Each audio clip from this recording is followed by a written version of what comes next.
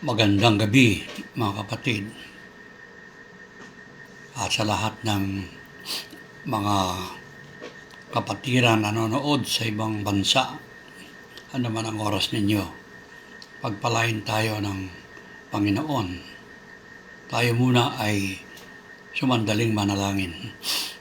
Dakila naming Ama, gabayan mo po kami sa aming pag-aaral sa inyong banal na salita. Sapagkat ang mga salita mo ay aming buhay, aming ilaw, aming pag-asa sa aming pamumuhay. Nawa po ikaw ang siyang magbigay kaliwanagan sa mga salitang ito na aming pag-aaralan sa pangalan po ng aming Panginoong Hesus. Amen. Nasa ika-6 tayo ng ika-6 na kabanata tayo ng aklat ng Apokalipsis. Chapter 6 tayo mga kapatid, at basahin ko sa inyo sandali ang mga ilang talata sa chapter 6. Sa wikang Ingles ko na lang basahin sa tinatawag na the New International Version. Sabi dito, I watched as the Lamb opened the first of the 7 seals. Then I heard one of the 4 living creatures say in a voice like thunder, Come. I looked, and there before me was a white horse. Its rider held a bow, and he was given a crown, and he rode out as a conqueror bent on conquest. When the Lamb opened the second seal, I heard the second living creature say, Come. Then another horse came out, a fiery red one.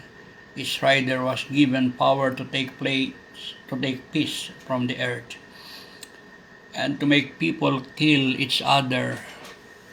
To him was given a large sword. When the Lamb opened the third seal, I heard the third living creature say, Come. I looked, and there before me was a black horse. Its rider was holding a pair of scales in his hand. Then I heard what sounded like a voice among the 4 living creatures saying, 2 pounds of wheat for a day's wages, and 6 pounds of barley for a day's wages, and do not damage the oil and the wine. When the Lamb opened the 4th seal, I heard the voice of the 4th living creature says, Come. I looked, and there before me was a pale horse. Its rider was named Death, and Hades was following close behind him. They were given power over a fourth of the earth to kill by sword, the famine, and plague, and by the wild beast of the earth. Kung ating natatandaan ang ating unang pag-aaral o yung nakaraang pag-aaral sa chapter 5 ng Revelations, ay unang-una si Juan ay nasa langit na. It is indication, ang indication na yung church will be raptured before the age of the tribulation. Sapagkat sa chapter 6, nasa start na tayo ng tinatawag na panahon ng kapigatian or the age of tribulation. But before that, in chapter 4, makababasa ninyo, pagkatapos ng 7 messages ng ating Panginoong Jesucristo sa mga churches, and after that, a door in heaven was open, and John heard that voice come up, at siya'y pumunta na doon sa langit. And from that on, there is no more message for the church. Now, noong nasa langit na, which means the church was raptured according to the 1 Thessalonians chapter 4, verse 16 to 18, ang church ay nandoon na sa langit. At dito sa langit, ay nakita natin ang Panginoon sa kanyang kadakilaan, sa kanyang kamangha-manghanganyo. Subalit, mayroong isang aklat dito o scroll nasabi nila, sino ba ang may karapatang magbukas sa aklat na yan? Naalalahanin niyo yung aklat na yan, hindi kapareho ng ating book ngayon. Ang aklat na yon ay scroll, nakabalumbon siya. At lahat ng nakasulat doon ay may mensahe sa sanglibutan. Noong una, walang karapat-dapat magbukas ng aklat na yan. Subalit, ang karapat-dapat lang magbukas ng aklat na yan sapagkat siya may-ari dito sa sanglibutan ay walang iba kundi ang Panginoong Hesus. At binanggit niya ang salitang the Lion of Judah, referring to the Lord Jesus Christ. Yan ang sabi niya, only the Lion of Judah. Sabi niya. So, tinawag siyang lion dahil siya makapangyarihan. Subalit on the other hand, sinawag din siyang kordero or lamb, tupa, na parang siya ay pinatay sapagkat yan ang dakilang layunin ng ating Panginoon. Sa kanyang pagkatawang tao, siya ay nagandog ng kanyang buhay upang tayo ay bigyan niyang kapatawaran sa ating pagkakasala. At hindi lang kapatawaran, kundi tayo bigyan niyang panlapit sa Kanya at katiyakan sa langit. Kaya sabi doon sa, babasahin ko yung chapter 5 na aking sinasabi sa inyo dito na then, wika niya sa verse 6, I saw a lamb, Revelation chapter 5 verse 6, looking as it had been slain. Yun, parang pinatay siya.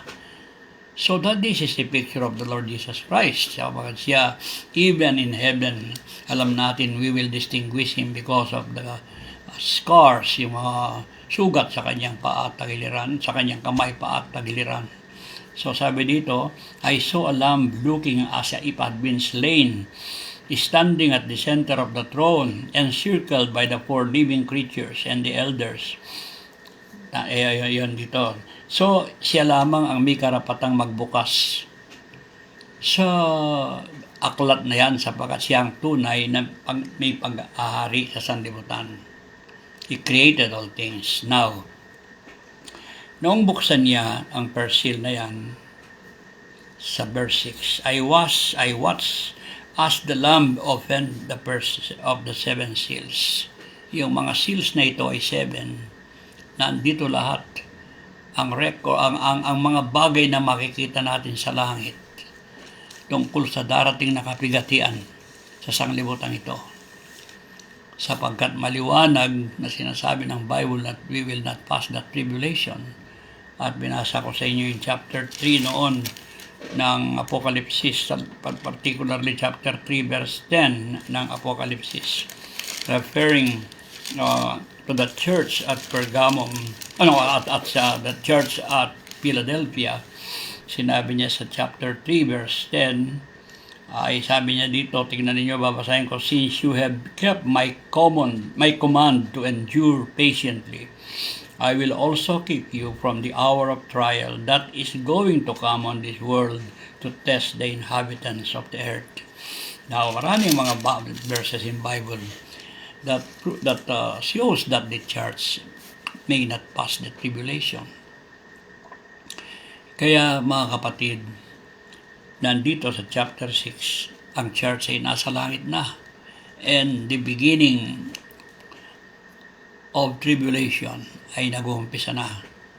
At itong mga 7 seals na bubuksan ng ating Panginoong Hesus, they are the things that will happen during the age of the tribulation and the coming of our Lord Jesus Christ until the time that He will reign for 1,000 years dito sa sanglibutan, and until the time that we will see the time called eternity. Wala nang hangganan.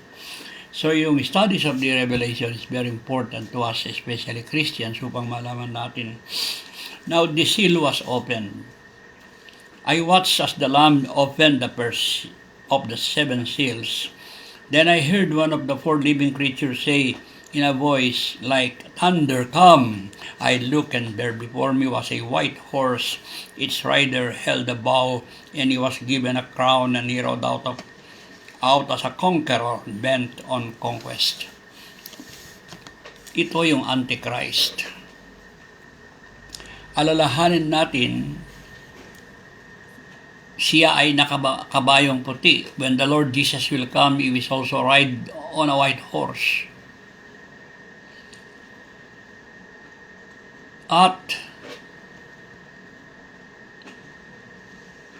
siya ay nagpapakilalang siya ay ang ating Panginoong Yesus. That is why he was called Antichrist. Ngayon, nakasakay siya ng kabayong puti. Meron siyang crown sapagkat ipakikita niya sa buong sanlibutan na siya lamang ang makapagbibigay solusyon sa problema ng sanglibutan, kagaya ng ating nararanasan na ngayon.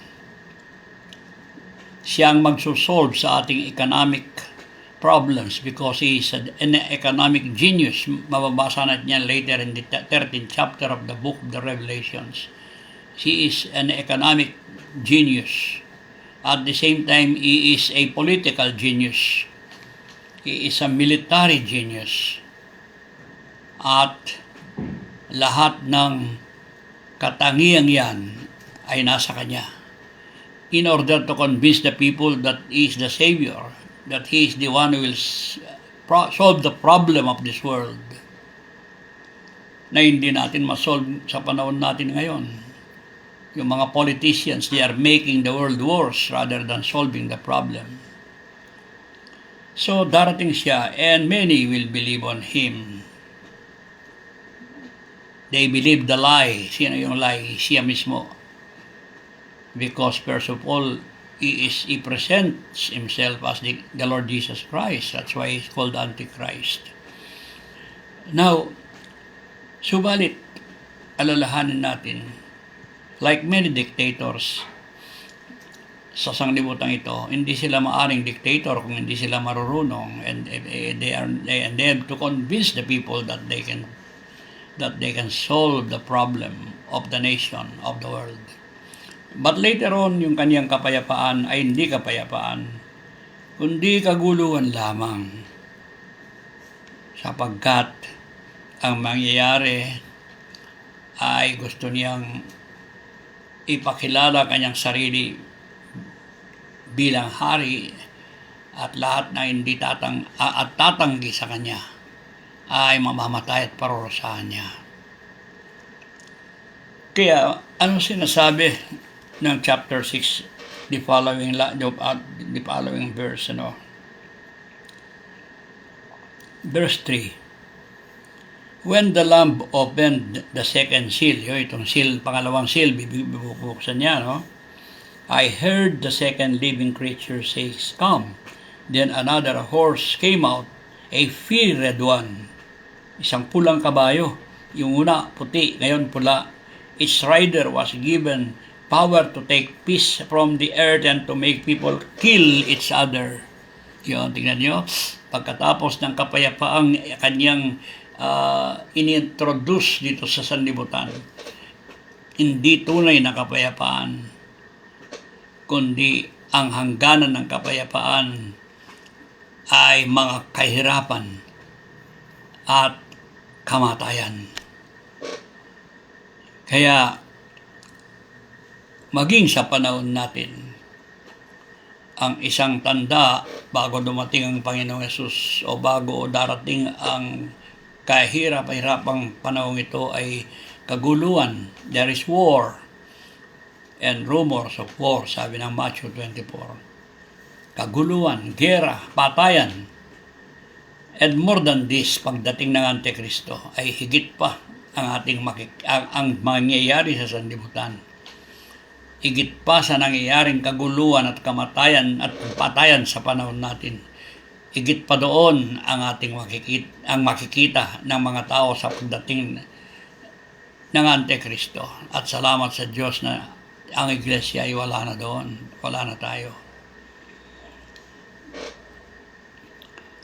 Ngayon, mga kapatid, yan ang red horse. Kaya sabi nga ng Biblia, nangangako silang kapayapaan, kundi walang kapayapaan, kundi kaguluhan.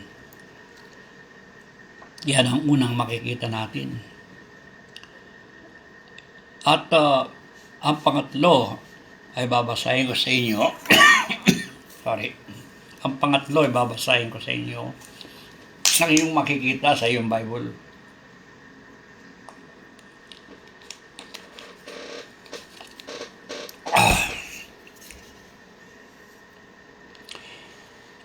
Sa verse 5, tingnan nyo. When the Lamb opened the third seal, I heard the third living creature says, "Come." I looked, and there was before me a black horse. Its rider was holding a pair of scales in his hand.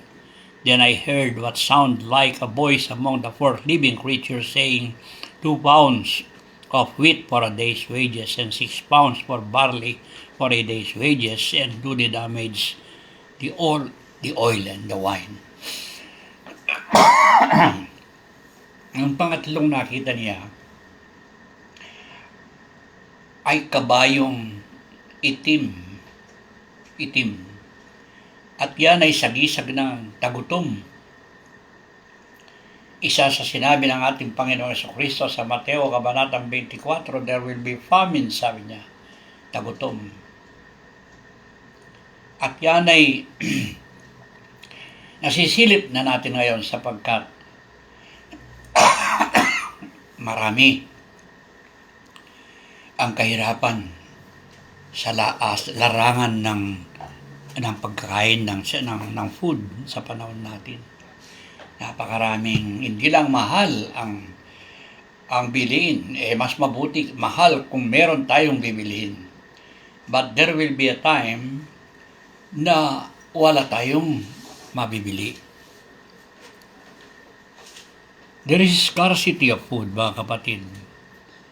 At yan ang ating nakikita sa panahon natin ngayon. Ang totoo, sabi ng mga agriculturist, yung mga dalubhasa sa pagtatanim sa mga agriculture, ang sabi nila sa panahon natin ay nawawalang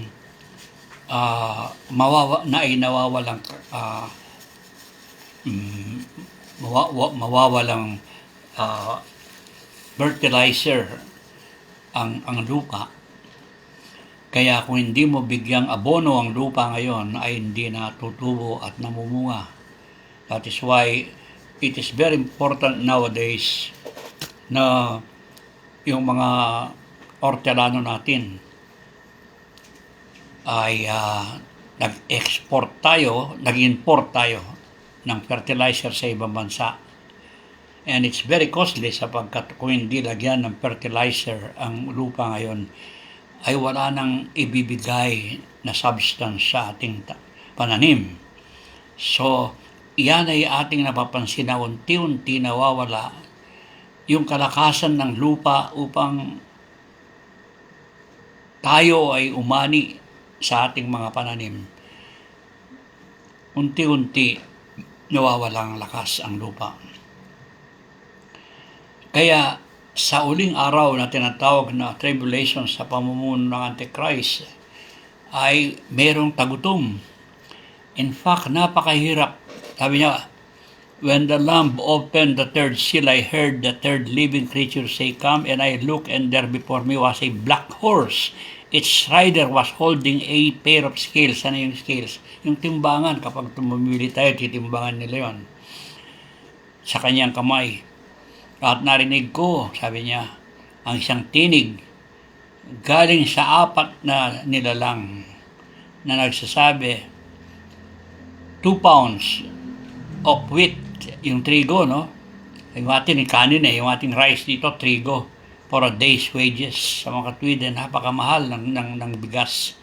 And 6 pounds of barley for a day's wages, and do not damage the oil and the wine. Ang gusto sabihin, ay yung mga mahihirap, kahit ang ating kinakain ay mababang klase, pero mahal pa rin at napakahirap bilhin. Although sa unang panahon, sa unang stages ng tribulation, yung mga mayayaman, yung mahal na pagkain, una meron pa silang mabibili. Subalit unti-unti ay nawawala rin. Kaya ang kaulugan ng kabayong itim ay tagutom. Yun ang sinasabi niya. So, sa mga katwid, darating ang Antikristo at ipakikilala niya sa atin, sa buong sanlibutan, na siya ang makapagbibigay solusyon sa mga problema ng sanlibutan. Dahil nakasakay siya ng kabayong puti sapagkat gusto niyang ipakilala na siya ang Mesaya ang dumating. Subalit yan ay kasinungalingan.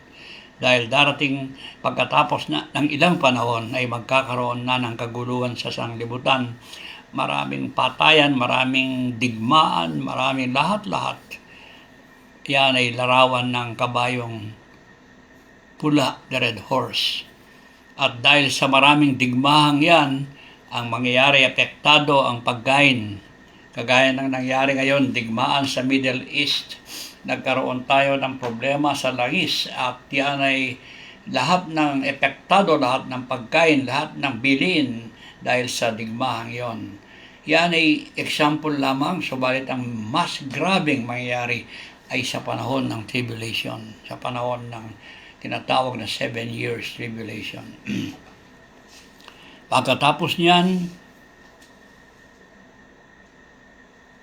ang ikaapat na tatak ay binuksan at nakakita siya ng tinatawag na kabayong pale horse, pale horse.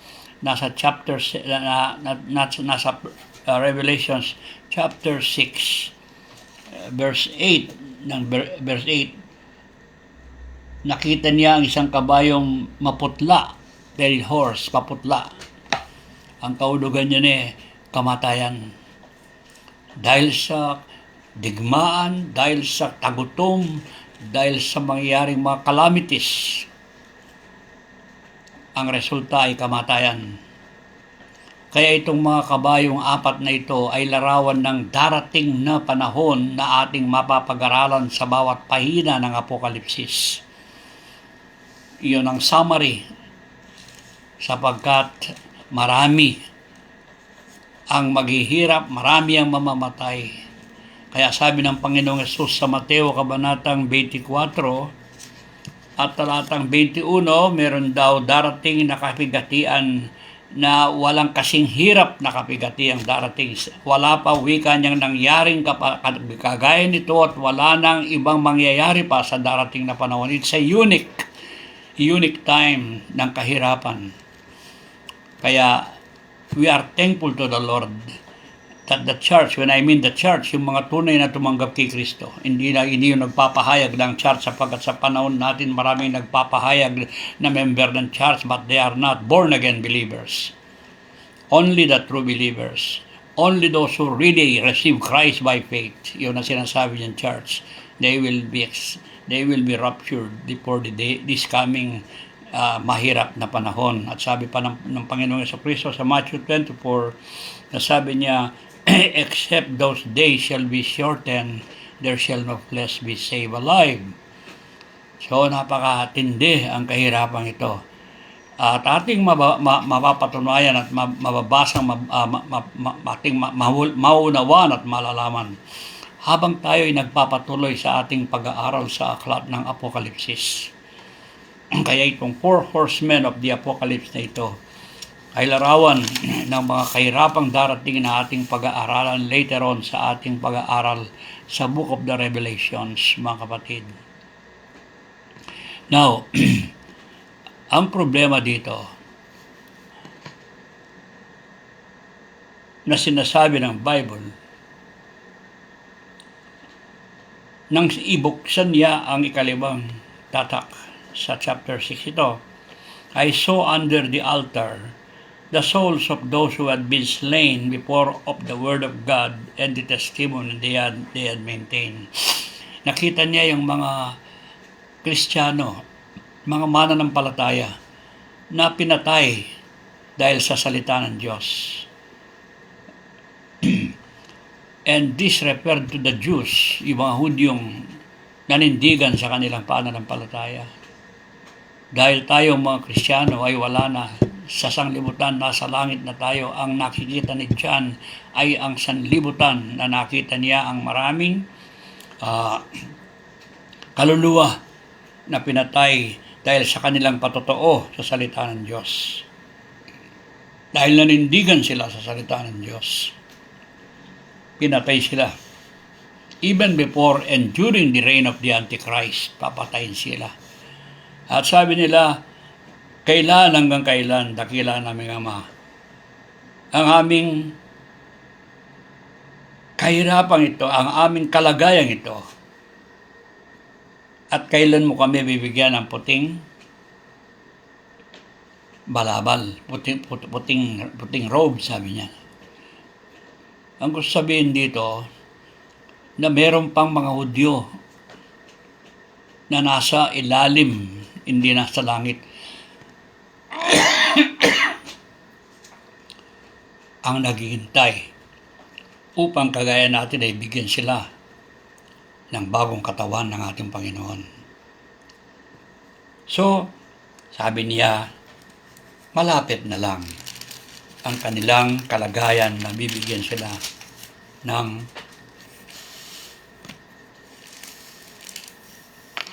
bagong katawan na katulad ng ating katawan.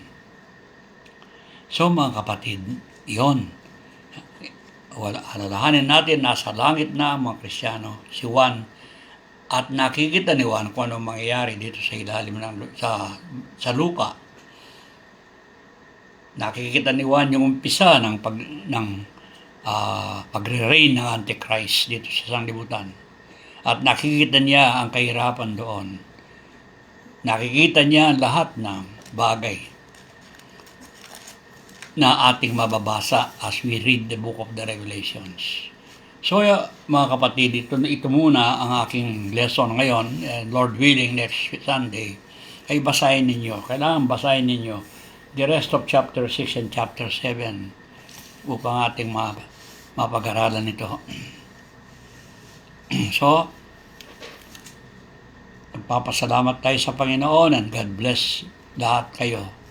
Nanaway lahat tayo ay nakatuon sa Kanya at sa Kanyang mga salita.